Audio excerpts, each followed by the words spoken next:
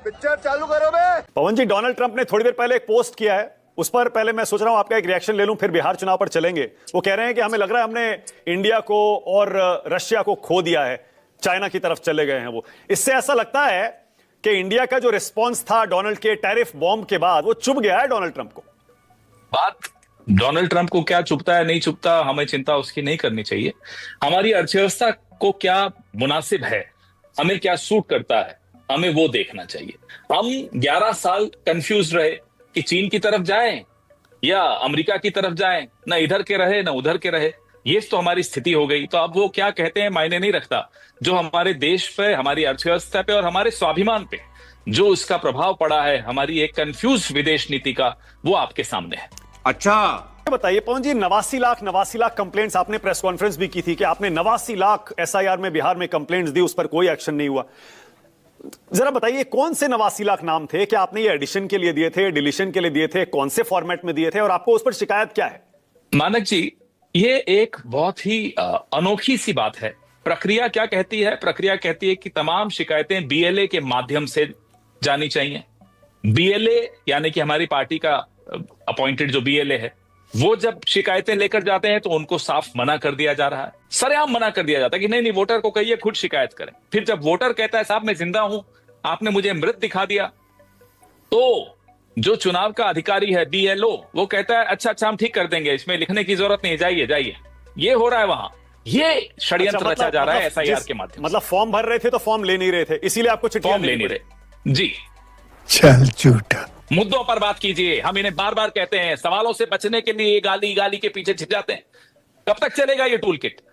तो पवन जी, देखिए ना कल बिहार, एक सेकंड मानक जी, कल दिख गया बिहार बंद के दौरान की टूल किट इनका फुस हो गया, सूतली बम भी नहीं निकला। यह है इनकी आज क्रेडिबिलिटी, आज इनकी विश्वसनीयता जीरो पे आ गई है, माइनस में जा रही है। मोदी जी जानते हैं इस बात को।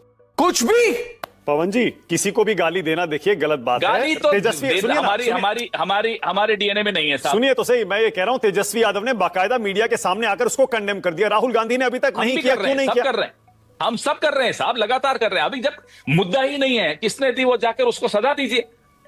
आप तो, आपके तो मंत्री हमारे गांधी परिवार को किस किस तरह से बातें करते हैं, तो कौन माफी मांगता है? कोई पवन जी, बीजेपी कोई तो सड़क चलता किसी को गाली दे दे, अरे साहब आपने माफी नहीं मांगी, कोई मुद्दा ही नहीं है साहब, किसने दी उसको जाओ सजा दो, कौन रोक रहा है? पवन जी, आपके नेताओं के 10, 12, 15 वीडियो बीजेपी वायरल कर रही है, कह रही है इनके नेता बार बार प्रधानमंत्री को गाली देते हैं, जिसमें आपका भी नाम है। पवन जी, आपने भी प्रेस कॉन्फ्रेंस में क्या बोल दिया था, उस पर भी कह रहे हैं बीजेपी वाले कोई रुचि नहीं है। अब ऐसे व्यक्ति पर गाली भी व्यर्थ नहीं करते हम, क्यों गाली दें? प्रधानमंत्री है साहब, उनकी गलतियां गिनाते हैं हम, उनसे सवाल पूछते हैं। आप उनको सवाल भी गाली लगे तो भैया भगवान बचाए ऐसे प्रधानमंत्री से इस देश को। ये सवाल अलग है पवन जी, लेकिन मानक गुप्ता जी, पहले तो उनको चुनौती दीजिए, प्रेस कॉन्फ्रेंस करें। वो आप सवाल पूछेंगे, आप पर केस हो जाएगा, मैं आपको लिख कर दे देता हूं। उनको सवाल और उनको विरोध, ये गाली लगता है। हिपोक्रेसी की भी सीमा होती है। अब देखिए आपके केरल कांग्रेस के ट्विटर पर क्या लिख दिया गया, बिहार और बीड़ी की तुलना कर दी गई। बताइए। कोई तुलना नहीं की, माफ कीजिएगा। सम्राट चौधरी को धन्यवाद तो देती हैं निर्मला सीतारमण कि इन्होंने बीड़ी का टैक्स नहीं बढ़ने दिया, कम करवाया। पूछे सम्राट चौधरी से, क्या चाहते हैं बिहार में ये व्यसन बढ़ जाए, वहां फेफड़ों का कैंसर बढ़ जाए, ये चाहते हैं बिहार के लिए, ये उनके दिल में सोच है बिहार के लिए। खुद वो टैक्स कम कराएं सम्राट चौधरी तो आपत्ति नहीं है आपको, हम पॉइंट आउट करें तो आपत्ति है आपको। तो फिर डिलीट क्यों कर दिया? डिलीट क्यों कर दिया? इसलिए क्या कि कहीं भी किसी को भी भावनाएं, अगर शब्द अलग होने चाहिए, भावनाएं अगर ठेस पहुंच रहा है, लेकिन हकीकत तो यही है ना कि सम्राट चौधरी ने बीड़ी पर से टैक्स घटाने की अनुशंसा की और उसको धन्यवाद दिया निर्मला सीतारमण ने। बिहार माफ करेगा ऐसे लोगों को जो बिहार में बीड़ी की तलब लगवाना चाहते हैं, लत लगवाना चाहते हैं? क्या ये अब वो सिन गुड्स नहीं है? पवन जी, तेजस्वी यादव के नाम पर चुप क्यों हो गए राहुल गांधी, और आप क्यों नहीं बोल रहे कि वो सीएम के उम्मीदवार हैं? अरे ये कमाल का सवाल है आपका साहब। आप मुझसे अभी 10 बार पूछेंगे कि सूरज कहां उगता है, मैं 1-2 बार जवाब दूंगा पूर्व में उगता है। 10 के 10 बार थोड़े बोलूंगा पूर्व में उगता है। कोई सेंस है इस बात की? ये आप उल्टी गिनती का एक कैंपेन चला रहे हैं कि उल्टी गिनती शुरू हो गई नरेंद्र मोदी की, कैसे भाई पवन जी? मानक जी, आप की जो पहुंच है ना हमसे कहीं ज्यादा है, संघ के लोगों से, कैबिनेट में इनके जो साथी हैं उनसे कभी बात कर लिया कीजिए, और बात करें तो ईमानदारी से हमको फोन पे बता दिया कीजिए क्या सुन रहे हैं आप। चंद्रबाबू नायडू जी के यहाँ भी आपकी बात होती है, मुझे मालूम है। आपकी नीतीश जी के यहाँ भी बात होती है, मुझे मालूम है। मुझसे ज्यादा आप जानते हो, फिर भी आप मेरे मुंह से कहलवाना चाहते हो क्या क्या हो रहा है। पर्दे के पीछे जो हो रहा है वो सबको मालूम है, जिनको मालूम है उन्हें मालूम। आप कहाँ थे ज्ञानी बाबा? तो और उल्टी उनमें गिनती, से आप भी शामिल हैं। तो उल्टी गिनती जीरो कब तक आ जाएगी? कुछ महीने, उससे ज्यादा नहीं बचा अब इनका समय।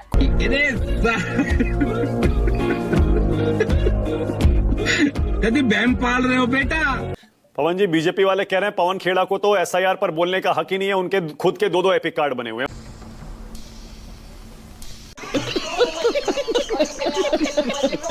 तो मेरा तो डबल हक बन गया, क्योंकि यही तो हम आरोप लगा रहे हैं। साहब, मैं अप्लाई करके मेरा एड्रेस शिफ्ट करने का मैंने एप्लीकेशन डाल दी, तभी तो आपने मेरा नया वोट यहां बनाया निजामुद्दीन में, जनपुरा में।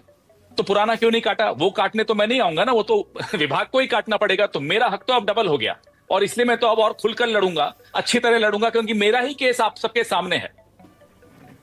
पवन जी, आपने 1 तारीख को दिया है, वो कह रहे हैं 1 अगस्त को आपने नाम वहां से पुराना नाम काटने के लिए आपने एप्लीकेशन दी है, जबकि आपको पहले दे देनी चाहिए थी, ये कहना है। नहीं, 1 अगस्त को तो मैंने कोई नाम काटने को दिया ही नहीं। ये कहाँ से एक और फ्रॉड कर रहे हैं गुप्ता जी? अच्छा, मैंने कहीं पढ़ा था, तो कब दिया था आपने? मानक गुप्ता जी, आपके लिए नहीं कह रहा, वो एक और गुप्ता जी हैं, ज्ञानेश गुप्ता जी, जिनको अपना गुप्ता होने पे बड़ा शर्म आती है, तो वो गुप्ता शब्द गायब कर चुके हैं। तो ज्ञानेश गुप्ता जी ने ये षड्यंत्र रचा होगा। जब से बिहार होकर आए हैं अनशंड बोलते रहते। मैंने तो पिछले 9 साल से अप्लाई नहीं किया काटने के लिए, 16 में अप्लाई किया था, आपने नहीं काटा। अब आप अपनी गलती स्वीकार कीजिए, क्योंकि मैं तो अब इसको अंत तक ले जाऊंगा। मैं चुनौती दे रहा हूं आज ज्ञानेश गुप्ता को, इसको मैं छोड़ूंगा भी नहीं इस बात को। यहां आपने षड्यंत्र रच के मेरा नाम नहीं काटा, मेरे नाम से कहीं दुरुपयोग करके आप बीजेपी को वोट तो नहीं दिलवा रहे।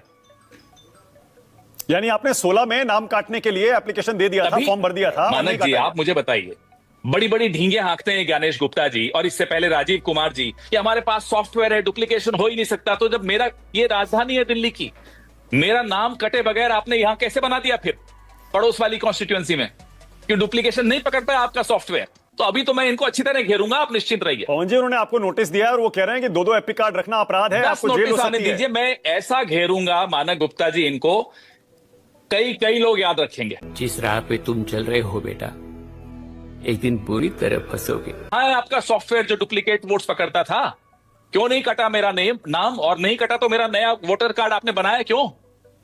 यही तो शिकायतें हैं, यही 1 महीने से हम उठा रहे हैं साहब। और क्या मुद्दे उठा रहे हैं? इलेक्शन कमीशन का कहना है नाम जोड़ने और कटवाने के लिए एप्लीकेंट को एप्लीकेशन देना पड़ता है। तो आप ये कह रहे हैं आपने जुड़वाने और कटवाने दोनों की एप्लीकेशन दे दी थी? अब जाहिर सी बात है दी है। अब वो क्यों नहीं काट पाए, ये वो बताएंगे, मैं थोड़ी अच्छा, एक और बात सुनिए। हाँ। इस दौरान 4 चुनाव हो चुके हैं मानक जी, कई बार रोल रिवीजन हो चुका है। तो ये बीएलओ जब जाता है वहां इलाके में, तो उसको मालूम नहीं पड़ता, मतलब वो घंटी नहीं बजाता, घर बैठ के फॉर्म बना रहा है, घर बैठ के लिस्ट बना रहा है, मालूम नहीं पड़ता कि वहां भी एक गुप्ता जी रह रहे हैं और तो आपकी गुप्ता जी भी वोट कर रहे हैं उसी एड्रेस से। पवन जी, आपकी पत्नी के लिए भी कह दिया आप तो, उनके दोनों के एपिक नंबर दे दिए, एक तेलंगाना में बना, एक दिल्ली में बना हुआ है।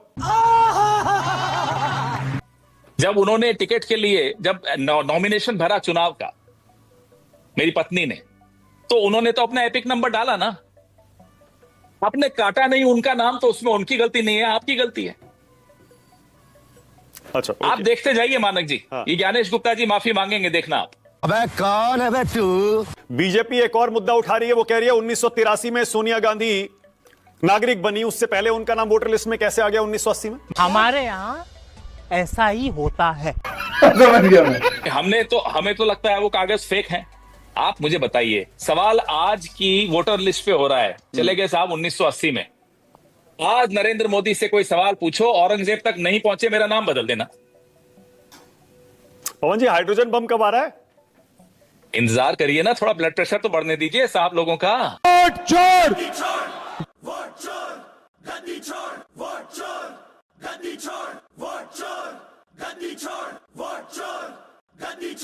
और अभी तो रुको, क्लाइमैक्स अभी बाकी। जब तक तुम मेरे साथ हो मुझे मारने वाला पैदा नहीं हुआ।